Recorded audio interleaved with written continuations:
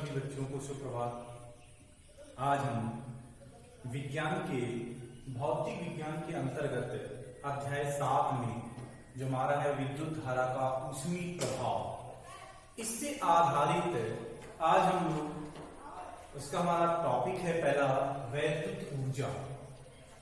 वैद्युत ऊर्जा क्या होती है? मैंने आपको इससे पहले बताया था वैद्युत धारा किसी वैद्युत परिपथ में आवेश प्रवाह की दर को वैद्युत धारा कहते हैं। यानी वैद्युत धारा बराबर हो गया आवेश बटी समय, यानी समयांतराल। और हमारा होता है I बराबर Q/T। यदि किसी परिपथ में T सेकंड में Q कूलाम आवेश प्रवाहित हो रहा हो तो उसकी वैद्युत धारा I एम्पियर होगी। यानी I बराबर Q/T, जिसका मात्रक होता है कूलाम प्रति सेकंड अथवा एम्पियर।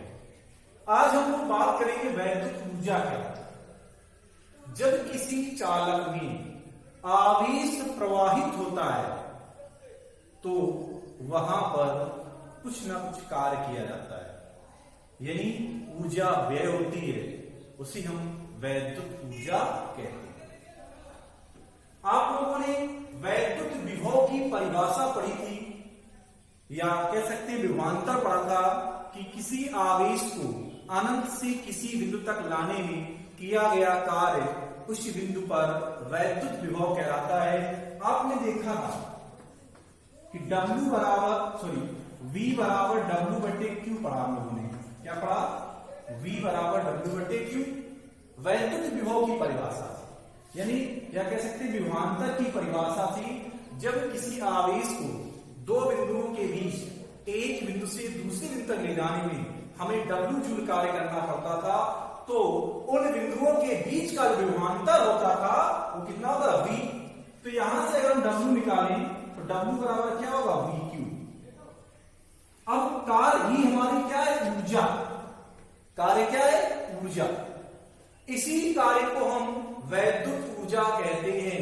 यानी हम कह सकते हैं किसी आवेश को एक बिंदु से दूसरे बिंदु तक ले जाने में किया गया कार्य उन बिंदुओं के बीच के विभवांतर और आवेश के गुणनफल के बराबर होता है। अगर हम वैद्युत ऊर्जा की बात करें, वैद्युत ऊर्जा की डेफिनेशन की बात करें, तो यहां पर लिखेंगे विभवांतर की परिभाषा से। कहां से? विभवांतर की परिभाषा से। विभवांतर की परिभाषा से। और विभवांतर की परिभाषा क्या थी कि किसी आवेश को एक बिंदु से दूसरे बिंदु तक ले जाने में किया गया कार्य उस बिंदु पर वैद्युत विभवांतर होता है। तो V बराबर W/Q, तो W बराबर हो गया V/Q। तो यहां से हमारी जो डेफिनेशन बनी, कह सकते हैं किसी आवेश को एक बिंदु से दूसरे बिंदु तक ले जाने में किया गया कार्य उस बिंदुओं के बीच, उन बिंदुओं के बीच के विभवांतर और आवेश की गुणनफल के बराबर होता है। या जब किसी परिपथ में या चालक में आवेश व्यय प्रवाहित करने पर ऊर्जा व्यय होती है या कुछ कार्य होता है, वो हमारा वैद्युत ऊर्जा कहलाता है। अब देखिए यहां से निकालते हैं, मान लेते हैं किसी चालक में प्रवाहित आवेश Q है, या लिख लेंगे यदि किसी चालक में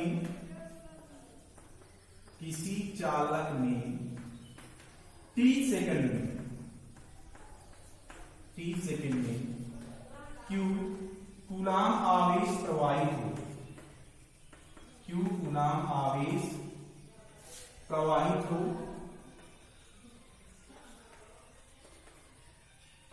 तो वैद्युत धारा, तो क्या पढ़ा आप लोगों ने? I बराबर Q/T।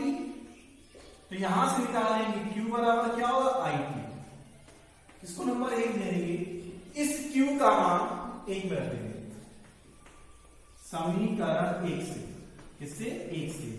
तो W बराबर हो जाएगा V और Q की जगह IT, यानी आपका आ गया W बराबर VIT। यानी इसको दे देंगे हम लोग नंबर 2। ये हमारा ऊर्जा विभवांतर और धारा के पदों में। अब मान लेते हैं कि उस चालक तार में का जो प्रतिरोध है वो क्या है, R। माना चालक तार का प्रतिरोध R ओम है। कितना है, R ओम। कितना है, R ओम। तो ओम के नियम से क्या पढ़ा था, R बराबर V अपॉन I, यानी किसी चालक के सिरों के मध्य स्थापित विभवांतर और उसमें बहने वाली धारा का अनुपात उस चालक का वैद्युत प्रतिरोध कहलाता है। तो यहां से हम निकालें V बराबर, तो क्या होता है, IR। क्या होता है, IR। इस V का मान किसमें रखेंगे, समीकरण 2 में। समीकरण 2 में V का मान रख दिया हमने समीकरण 2 में। तो W बराबर आपका आ गया V की जगह IR इंटू IT। जब मल्टीप्लाई करेंगे I का I में I स्क्वायर RT, ये हमारा ऊर्जा का फार्मूला हो गया धारा और प्रतिरोध के पदों में। ये ऊर्जा थी विभव और आवेश में, ये ऊर्जा थी विभव और धारा में, ये विभवांतर और धारा में, और ये ऊर्जा हमारी निकली धारा और प्रतिरोध में। यदि फिर लिखेंगे पुनः ओम के नियम से, पुनः ओम के नियम से, तो अब I बराबर निकालो, क्या होता है, V बटे R। इसको रख देंगे यहां पर।